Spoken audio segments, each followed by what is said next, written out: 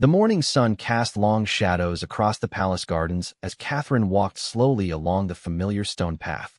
Her fingers traced the cold metal of the bench where she and William had shared countless quiet moments over the past decade. The weight of the upcoming separation felt heavier with each passing hour. William stood at the tall windows of his study, watching his wife in the garden below. His hands were pressed against the glass, and his breath fogged the surface as he exhaled deeply. The official papers on his desk remained untouched, their formal language spelling out the details of his upcoming deployment to a conflict zone that would take him away for an indefinite period. The decision had not come easily. For months, the royal advisors had debated whether the prince should accept this humanitarian mission. The region needed someone with his diplomatic experience and international recognition. Children were dying, families were displaced, and the world was watching. William knew his presence could make a real difference, but the cost would be enormous. Catherine had been the first to encourage him to accept the mission. During their private dinner 3 weeks ago, she had reached across the table and taken his hand. Her voice was steady, but he could see the fear in her eyes as she spoke about duty and sacrifice. She reminded him of the promise they had made on their wedding day, to serve others, even when it meant serving a part. The children had been told gradually. George, now old enough to understand the gravity of the situation, had asked difficult questions about war zones and safety. Charlotte had cried openly, clutching her father's jacket and refusing to let go. Louis, still too young to fully comprehend, had simply asked when Daddy would be back for his birthday. Their nightly routine had changed in the weeks leading up to the departure. Instead of reading separate books, the family gathered in the main sitting room. William would read aloud from adventure stories while Catherine worked on her needlepoint, glancing up frequently to memorize every detail of these precious moments. The children would fall asleep on the large sofa, and William would carry them one by one to their beds. The palace staff moved quietly through their duties, understanding the gravity of the situation. The usually cheerful chatter in the corridors had given way to respectful whispers. Cook had been preparing William's favorite meals each evening, and the gardener had cut fresh flowers for Catherine's room daily, knowing how the beautiful blooms lifted her spirits during difficult times. Media speculation had been intense. Reporters camped outside the palace gates, hoping to catch a glimpse of the royal family during this emotional time. The press office had issued only brief statements, asking for privacy while acknowledging the importance of the prince's mission.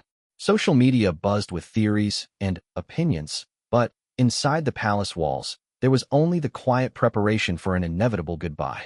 William's mother had visited twice in the past week. She understood better than anyone the burden of royal duty and the sacrifices it demanded. During her last visit, she had sat with Catherine in the morning room, sharing stories of her own experiences with separation and uncertainty. Her words offered comfort, but they could not ease the ache of the approaching farewell. The couple had spent their evenings walking through the private gardens, talking about everything and nothing. They discussed practical matters, how Catherine would manage the children's schedules, how they would maintain communication across time zones, how long the mission might last. But they also shared memories, dreams, and fears that had never been spoken aloud before. Catherine had been preparing in her own way. She had organized photo albums for each child, filled with pictures of their father and stories about his work. She had recorded bedtime stories in William's voice, knowing that the familiar sound would comfort the children during the lonely nights ahead. Her own preparations were more private, letters written but not yet given, small mementos chosen to carry him through the difficult days ahead. The weight of public expectation added another layer of complexity. The nation looked to them as symbols of strength and stability. Their goodbye would be watched by millions, analyzed by experts, and remembered by history. Yet beneath the royal titles and public roles, they were simply a husband and wife facing an uncertain separation. As the final day approached, both William and Catherine found themselves noticing details they had previously taken for granted. The way the morning light fell across the breakfast table, the sound of the children's laughter echoing through the hallways, the comfortable silence they shared while reading together in the evening. These small moments had become precious, knowing they would soon exist only in memory. The palace felt different as the departure date drew near. There was an unspoken understanding among everyone who lived and worked there that something significant was ending, even as something equally important was beginning. The mission would define William's legacy in ways that ceremonial duties never could, But it would also test the strength of a family that had always found its power in being together. The final week passed like a dream that moved too slowly and too quickly at the same time. Catherine found herself waking earlier each morning, treasuring the quiet moments when she could watch William sleep peacefully beside her. His face looked younger in those still moments, free from the weight of responsibility that had settled on his shoulders since accepting the mission. Their daily routines took on new significance. The morning cups of tea shared in comfortable silence. The afternoon walks through the rose garden, where they had announced their engagement years ago. The evening phone calls with family members who wanted to offer their support and love before the departure. Each ordinary moment became extraordinary because they knew it would soon be just a memory. William had been working closely with his security team and Foreign Office advisors to understand every detail of the mission ahead. The briefings painted a picture of a region devastated by conflict, where diplomatic intervention could save thousands of lives. Children were orphaned daily, families were separated by violence, and international aid was struggling to reach those most in need. His presence would bring global attention to the crisis and open doors that remained closed to other negotiators. Catherine threw herself into preparations that would help the children cope with their father's absence. She arranged for video calling equipment to be installed in multiple rooms, ensuring they could maintain daily contact regardless of schedules or time differences. She worked with their tutors to create geography and history lessons about their father's destination, helping the children understand the important work he would be doing. The children themselves processed the upcoming separation in different ways. George had become unusually quiet and thoughtful, often found reading books about diplomacy and international relations that were far beyond his years. Charlotte expressed her emotions through art, creating dozens of drawings that she planned to mail to her father every week. Louis continued his normal activities, but had begun asking repeatedly when Daddy would return, as if hoping the answer might change. Palace staff worked discreetly to capture memories that would sustain the family during the separation. The official photographer took hundreds of candid pictures during family meals, garden walks, and bedtime routines.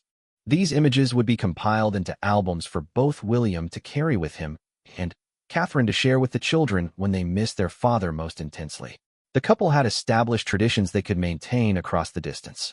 They would read the same book simultaneously, discussing chapters during their video calls. They planned to watch the sunrise from their respective locations and share photos, maintaining a connection despite the time zones that would separate them. Catherine had prepared a calendar with special dates marked, birthdays, anniversaries, holidays, ensuring that William would know when the children would especially need to hear his voice. International media attention intensified as the departure date approached. News crews from around the world had gathered outside the palace, and speculation about the exact timing and details of the goodbye filled newspaper headlines. The palace press office worked carefully to balance public interest with family privacy, understanding that the world was invested in this story of duty and sacrifice. Catherine's own public duties had been adjusted to accommodate her new role as a single parent during William's absence. Her schedule would be reduced to allow more time with the children, but she would continue representing the family at important events. The Queen had personally approved these changes, understanding from her own experience how difficult it would be to maintain normal routines while worrying about a loved one in a dangerous place. The couple spent their final evenings together planning for different scenarios. They discussed what would happen if the mission extended longer than expected, how they would handle holidays and special occasions, and how they would maintain their own relationship despite the physical distance. These conversations were practical but also deeply emotional, touching on fears and hopes they had never needed to articulate before. William's valet had packed and repacked his luggage multiple times, trying to include everything that might provide comfort in the months ahead. Family photos in protective frames, letters from the children to be opened on difficult days, Catherine's favorite perfume on a scarf that would carry her scent across the world. The official diplomatic wardrobe took up most of the space, but the personal items were far more important for what lay ahead. Catherine had prepared her own collection of items for William to carry. A small leather journal where she had written thoughts and memories from their years together. A playlist of songs that told the story of their relationship, loaded onto a device he could use anywhere in the world. Small gifts for him to open on specific dates, their anniversary, his birthday, the children's birthdays, so he would not feel completely alone on the most important days. The children had made their own contributions to their father's luggage. George had written a letter about his school activities and goals for the coming year. Charlotte had created a small photo album of family pictures with her own captions and decorations. Louis had chosen his favorite stuffed animal to travel with Daddy, a gesture that brought tears to both parents' eyes when they realized the sacrifice their youngest was making. Sleep became elusive during these final nights. William and Catherine would lie awake talking softly about everything except the goodbye that was approaching. They discussed the children's education plans, upcoming palace renovations, and family vacation ideas for after the mission ended. These conversations about the future helped them both believe that this separation was temporary, a pause in their life together rather than an ending. The final morning arrived with unexpected cloudiness, as if the weather itself understood the sadness of the day. Catherine woke to find William already dressed and sitting by the window, looking out at the garden where they had walked together just hours before. His face was composed, but she could see the tension in his shoulders and the way his hands gripped the window frame. They had agreed that the actual goodbye would be private, just the family together without photographers or staff present. The public departure would come later, with all the ceremony and dignity required for a royal mission, but these precious final moments would belong only to them. The breakfast table felt different that morning, despite looking exactly the same as every other day. The children's usual chatter was subdued, and even the youngest seemed to understand that something significant was happening. William sat in his regular chair, but his uniform instead of casual clothes reminded everyone that this was not an ordinary day. Catherine had prepared William's favorite breakfast, though neither of them had much appetite. She moved through the familiar motions of buttering toast and pouring coffee, but her hands trembled slightly as she passed him his cup. Their fingers touched briefly during the exchange, and both held on a moment longer than necessary, memorizing the warmth of that simple connection. George had prepared questions about the mission, wanting to understand exactly what his father would be doing and why it was so important. William answered each one carefully, explaining about peace negotiations and humanitarian aid in language his eldest son could understand. He emphasized how the work would help other children who were in danger, helping George see his father as a hero rather than someone who was leaving them behind. Charlotte had brought her newest drawing to breakfast, a picture of the family standing together under a rainbow. She had written, "Come home soon, Daddy," in her careful handwriting across the bottom. William studied the drawing seriously, praising each detail and promising to hang it in his room wherever he would be staying. Charlotte beamed with pride, but her eyes remained bright with unshed tears. Louis climbed onto William's lap during breakfast, something that usually wasn't allowed at the formal dining table. Catherine said nothing, understanding that normal rules didn't apply on a morning like this. The little boy played with his father's uniform buttons while eating his cereal, occasionally looking up to pat William's face with sticky fingers. William held him close, breathing in the sweet scent of childhood that he would miss desperately in the months ahead. After breakfast, the family gathered in the private sitting room that had always been their sanctuary from royal duties. William sat on the large sofa with a child on each side, while Catherine curled up in the chair across from them.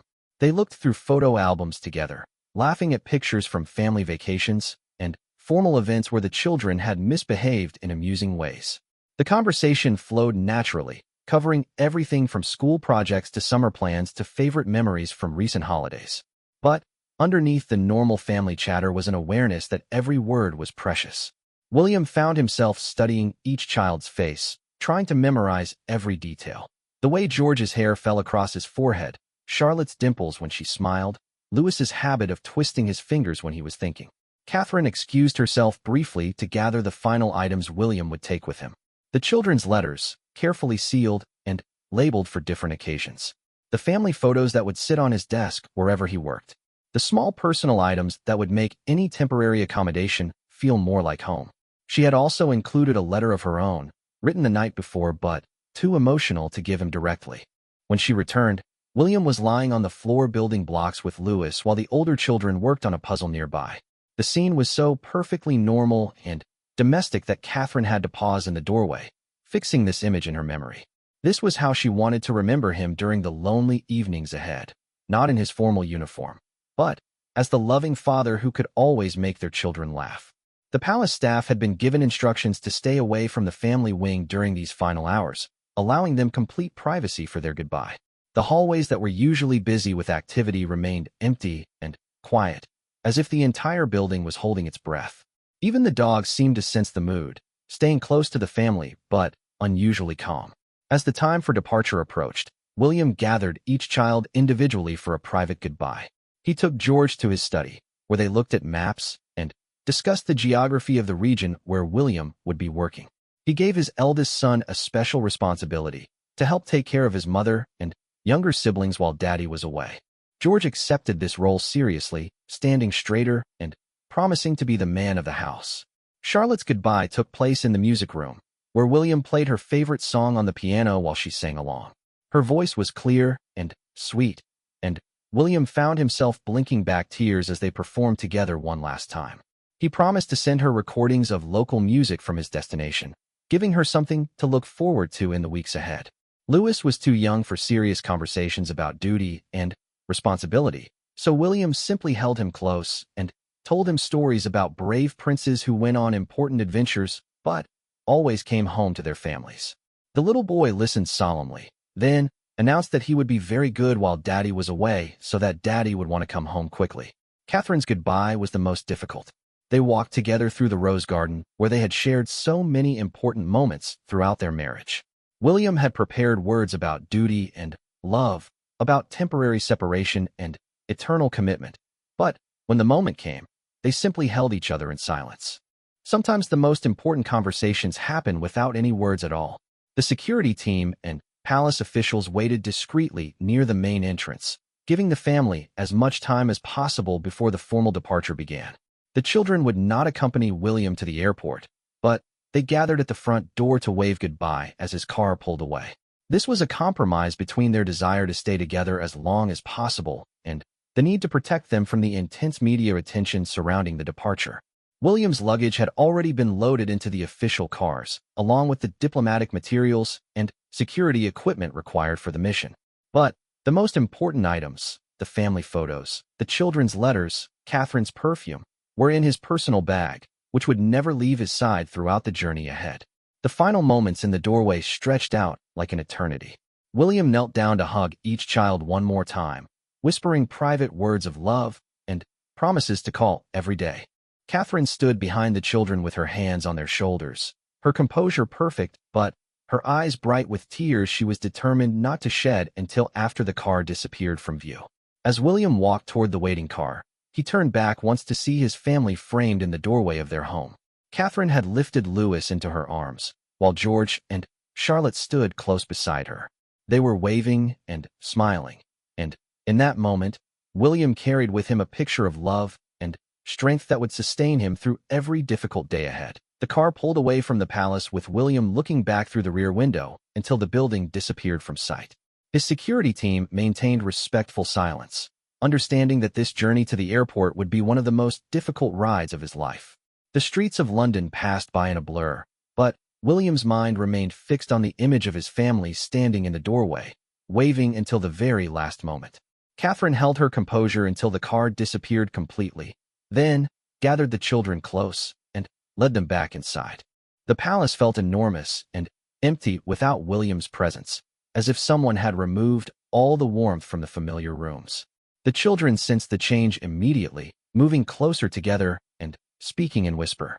Louis asked repeatedly when Daddy would be back, not understanding why the answer was always in a few months instead of a specific number of days he could count.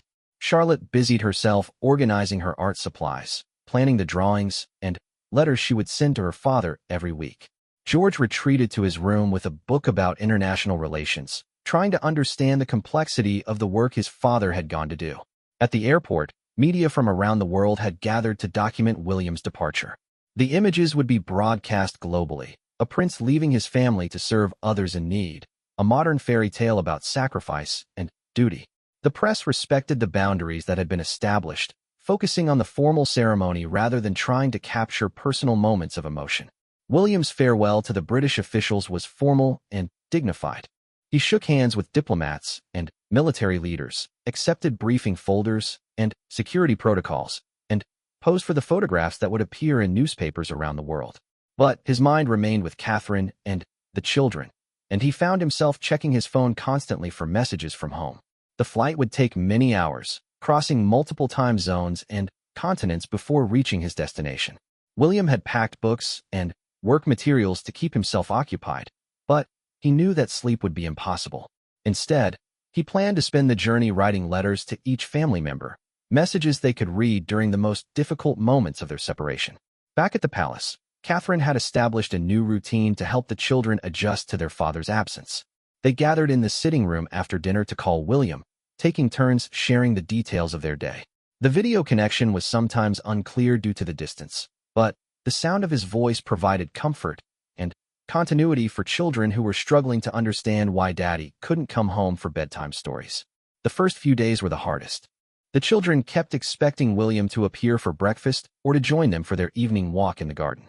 Catherine found herself setting 4 places at the table before remembering that only 3 were needed. The palace staff moved quietly through their duties, understanding that everyone was adjusting to a new normal that nobody particularly wanted.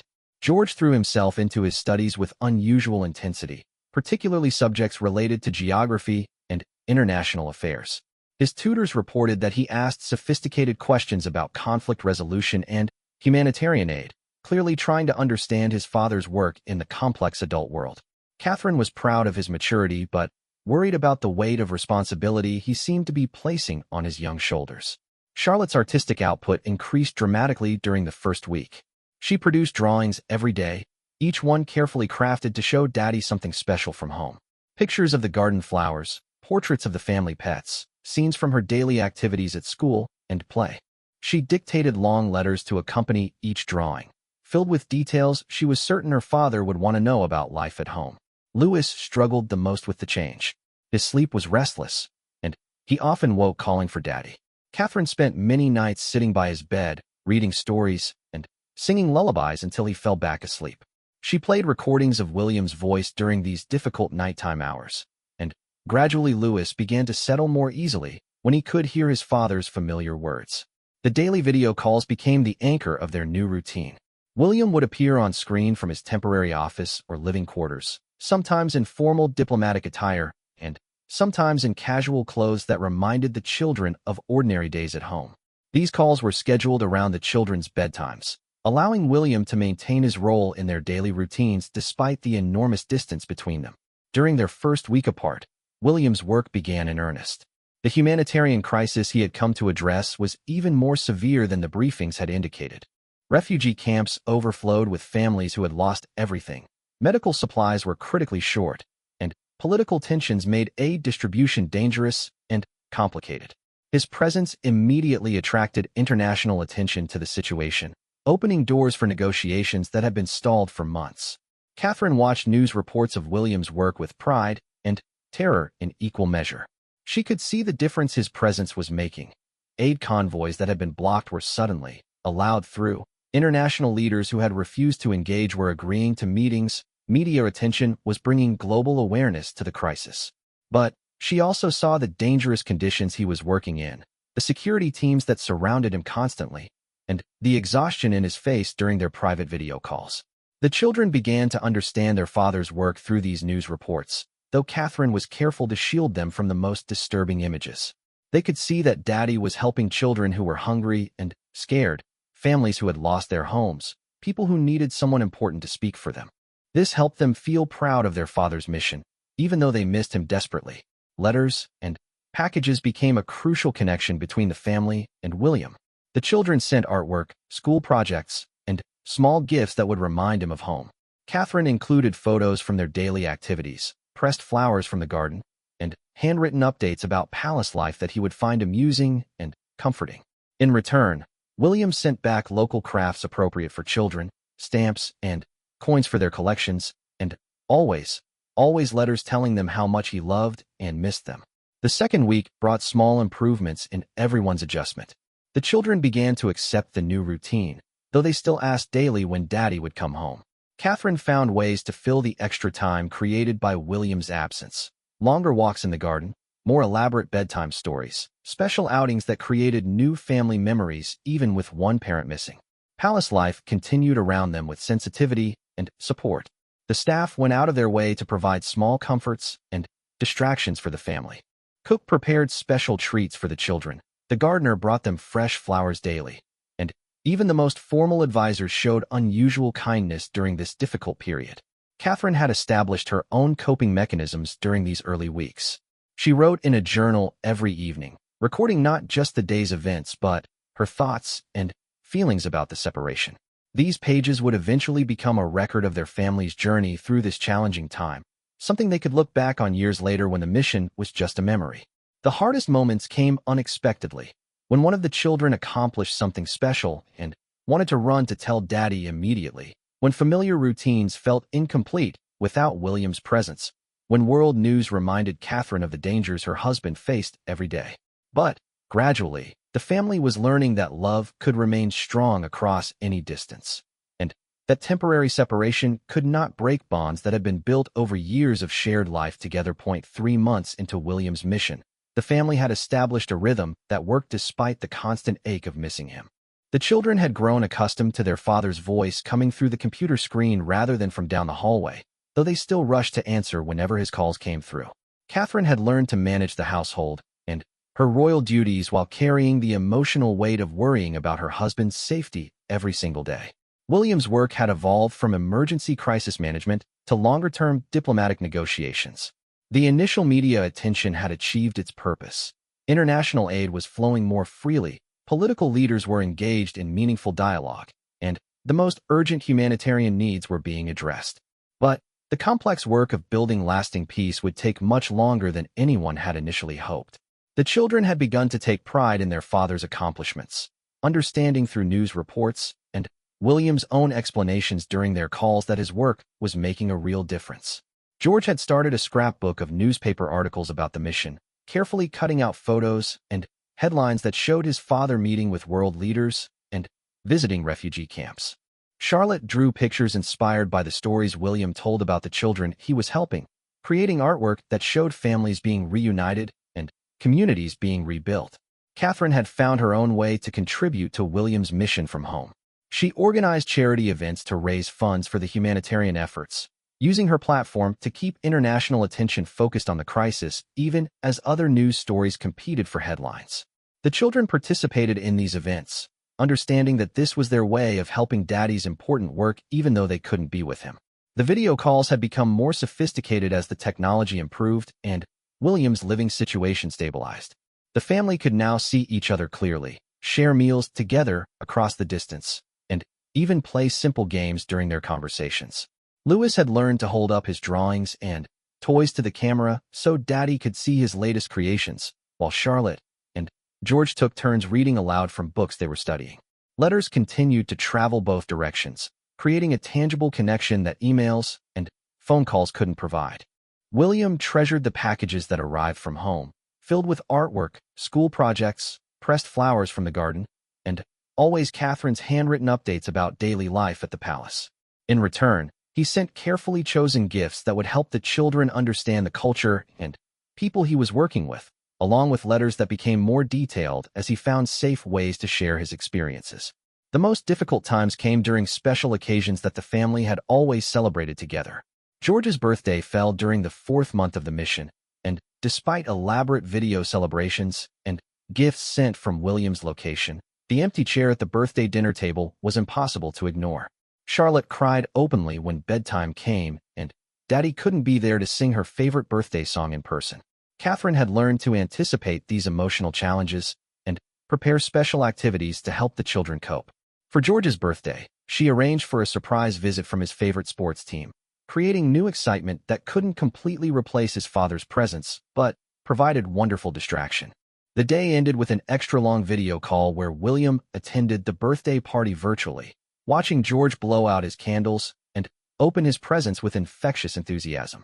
The security concerns that had worried Catherine constantly during the early weeks of the mission had settled into a routine of careful precautions rather than immediate danger. William's team had established safe procedures for travel and accommodation, and the political situation had stabilized enough to allow more predictable scheduling. This didn't eliminate Catherine's worry, but it allowed her to function without the constant fear that had made sleep nearly impossible during the first month. International recognition of William's work had grown significantly by the 5th month. World leaders praised his diplomatic skills and his ability to bring attention to humanitarian crises that might otherwise be forgotten by busy global media. The United Nations had invited him to address the General Assembly about his experiences, and several universities had requested his participation in conferences about modern diplomacy and royal service. The children had begun to understand that their father's absence, while painful for their family, was part of something much larger than themselves. They could see on television and read in newspapers about the families he was helping to reunite, the children who were receiving medical care because of his advocacy, and the communities that were being rebuilt with international aid that his presence had helped secure. Catherine's own role had expanded during William's absence. She had taken on additional royal duties, representing the family at events where both parents would normally appear together. The public had responded with tremendous support and admiration for the way she was managing both her expanded responsibilities and single parenthood. Her grace under pressure had earned new respect from palace staff, government officials, and the general public. The 6th month brought news that both thrilled and terrified the family. William's mission was achieving its goals faster than expected, and he might be able to return home within another month or two rather than the full year that had originally been projected. The children were ecstatic when they heard this news during their evening video call, but Catherine felt a mixture of joy and anxiety about readjusting to life together after so many months apart. Preparation for William's eventual return began immediately. The children started planning elaborate welcome home celebrations, with Charlotte designing decorations, and George organizing a schedule of all the activities they wanted to share with their father when he came back. Louis began asking daily if tomorrow would be the day Daddy came home, not yet understanding that soon was still several weeks away.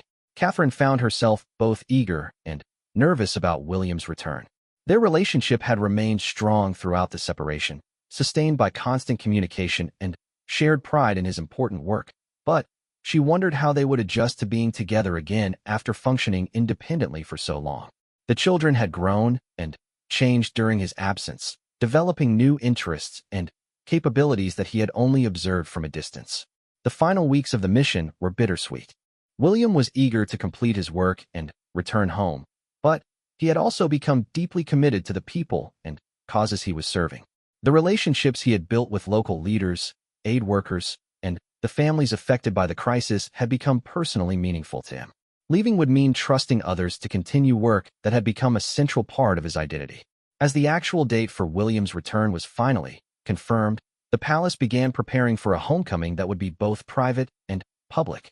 The family would have their personal reunion away from cameras and media attention, but there would also be official ceremonies recognizing William's service and the diplomatic achievements of his mission.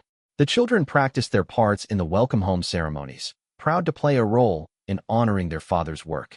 The night before William's return, Catherine lay awake thinking about everything that had changed during the months of separation. The children had grown more independent and mature. She herself had discovered new strengths and capabilities. William had proven himself as a diplomat and humanitarian leader on the world stage. Their love had survived the test of distance and time, but they were all different people than they had been on that tearful morning when he left home. Tomorrow would begin a new chapter in their family story, shaped by the experience of sacrifice and service that had taken William away from them, and ultimately brought them all a deeper understanding of love, duty, and the strength that can be found in facing difficult challenges together, even when apart.